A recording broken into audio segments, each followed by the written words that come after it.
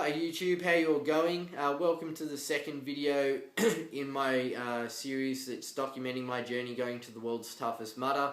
If you haven't checked out the first video, it's just a little bit about me, how I qualified, everything like that. So I'll put a link to the video in the description box below. In today's video, I'm just going to talk about the fact that it's only 2 weeks to go until the event, or less than 2 weeks now. And also, I've kind of run some numbers on what it might take someone to win the world's toughest mudder this year, number of laps, that kind of thing. So first of all, as I said, there's less than 2 weeks to go until Tough Mudder now, world's toughest mudder, sorry. And I'll be flying out this Sunday, so less than a week until I head to the United States. Obviously, New York, New Jersey has been affected by Hurricane Sandy, so fingers crossed everything is, kind of getting back to normal by the time we get there. Obviously, it's very, very sad news, everything that's happened. In comparison, an endurance event isn't obviously on the top list of many people's priorities. But touch wood, everything works out all right on that front. We haven't heard from Tough Mudder yet, so we're all just, obviously assuming it's still going ahead. Today I just kind of went out there and did another fairly long run followed by a walk. I did a 30-kilometer run and then just walked for another 6 kilometers on top of that, just to kind of see how my body worked from transitioning from a run to a walk, if I do need to slow down, that kind of thing. And that's kind of helping me get my head around my strategy. Still haven't got it down pat in my head yet. I'll probably do another video on that on another day though, once I kind of have a better idea of how I think I'm going to approach the event. And then yeah, that's just kind of building on last week. Last week was a really good week for me. Pretty much I've just been running and cycling, so lots of long, slow runs, and then also kind of an hour or so on the spin bike, stationary bike at the gym, where I just stay between 120 and 145 beats per minute to help kind of build endurance and just that consistent pace. So what I was doing, I was either running in the morning and then cycling in the evening, or flipping it the other way around, cycling in the morning and then running later on. So that was pretty good because I was able to do lots of back-to-back sessions and lots of runs in close proximity. Sure, you wake up one morning, your legs weren't 100% fresh, but I think that was kind of good in terms of building my ability just to run on tired legs a little bit more. So yeah, I'm pretty happy with how my prep's going. Still got a few bits and pieces to buy. I'm going to do a video on my gear coming up shortly, so if you're interested in that, maybe hit subscribe so you don't miss it. But other than that, guys, going really well, and hope anyone else who's taking part in the world's toughest mudder, hope your training is all going to plan and you're staying injury free and everything like that. Touch wood. So yeah, the second part of the video, I just kind of ran some numbers and did some kind of thought and analysis on what I think it will take someone to win the world's toughest mudder this year. If you are interested in kind of reading a little bit more about that, I have done an article on my blog. Again, link to that is below.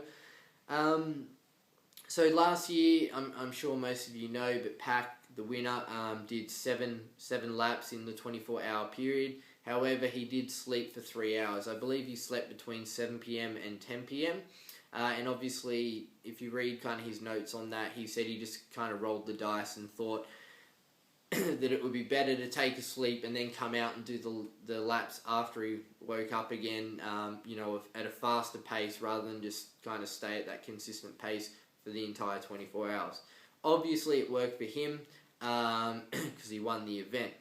This year, however, I think it's going to be a little bit different for a number of reasons. First of all, last year, a lot of people kind of maybe weren't prepared for the event or didn't realise how much a factor the weather would play into things. I believe like 550 or something, half the field, more than half the field, dropped out relatively quickly, like the first, second odd lap with hypothermia or getting close to hypothermia, shivering, and a lot of those people started the event without wearing a wetsuit.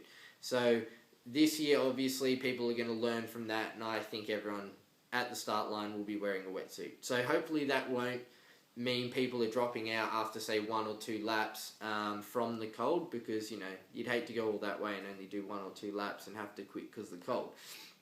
But that will make it tougher in terms of the winning times and everything like that. Just more people out on the course, maybe take you a little bit longer to do each obstacle, that kind of thing. Maybe competitors last year who have the ability to run the 24 hours but just didn't have that wetsuit, they got knocked out because of the weather. This year, get the wetsuit right, and they may be at the pointy end of the field for the 24 hours of the event.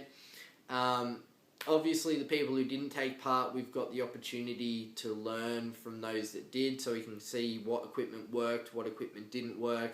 Obviously, the key piece again being the wetsuit.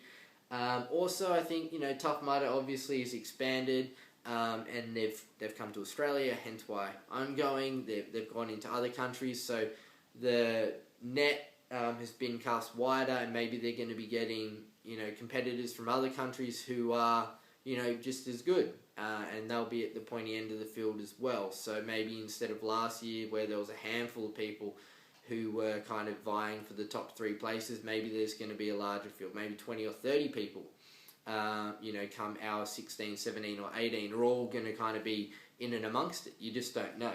So I think, those things are going to play obviously against someone like Pack who just won it last year. Just having a larger field, maybe better competitors, as I said. Also, with the prize money on offer, maybe the event's starting to appeal to people who are traditionally just marathon runners or something like that, or ultra marathon runners, and they're kind of seeing this as an opportunity to win, quite a significant amount of cash relative to the events they normally enter. So I've just got my laptop here, that's why I kind of keep browsing to the side, and they're just kind of my thoughts on why I think maybe this year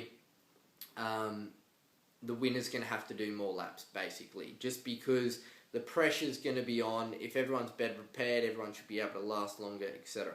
So, as I said, Pac did do 7 laps last year. He chose to sleep, though, for 3 hours. So, if you take that 3 hours and assume you could squeeze another lap in there, I think the minimum this year is going to be 8 laps. Assuming, of course, that a lap is the same as last year. So last year, I believe it was an 8-mile lap, which is 12.8 kilometres, and Pac covered just under 90 k's in total. If you times the lap by times the distance of the lap by 7. So I think 8's going to be the minimum, and then I was thinking, how are you going to work out what the maximum's going to be? It's a little bit harder. There's not really any other event to go on besides the world's toughest mudder. You can't look at like another endurance event like a 24-hour run because there's no obstacles. The weather maybe doesn't play a part as much. And the only thing I could really find was the Spartan Ultra Beast. So it didn't really have like an official length. It was quoted as being a marathon distance, so 42 odd Ks or 26 odd miles, but it was probably slightly longer than that in reality, because I doubt they, get the measure out and do it 100% correct like they would if it was an Olympic marathon or an official marathon race. So just use those kind of figures as a rough rule of thumb. But the winner of the Spartan Ultra Beast was a guy called Cody Moat. He did it in 7 hours, 1 minute and 29 seconds.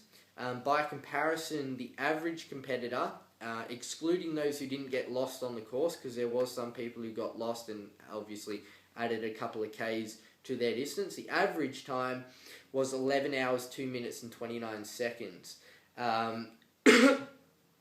So what I kind of thought was, well, if you took Cody Moat's time, divided it by 42 Ks, even though the event may be slightly longer, he was averaging a kilometre every 10 minutes. Obviously, it doesn't sound super fast relative to normal runners, but you got to factor in, obviously doing obstacles, or if you fail obstacles, doing the penalty, etc.